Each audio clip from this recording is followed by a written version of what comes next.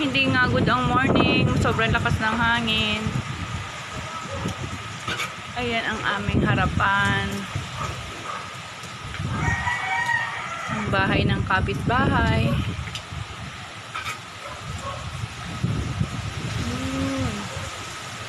May nakipark sa baba. Ang harapan naman. Uy, nililipad ang cellphone. Baka mahulog.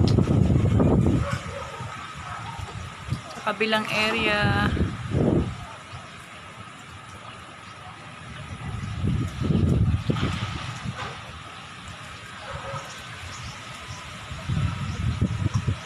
Medyo mahina na dito ang bagyo. Mahina na. Medyo maliwanag na rin. Dito tayo sa kabilang terrace.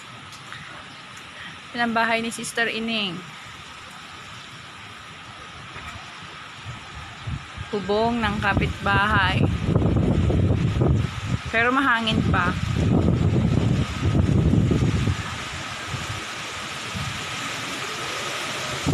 Sobrang lakas pa ng hangin.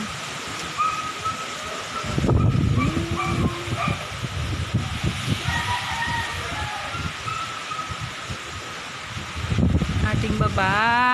Ayan ang ating kusina.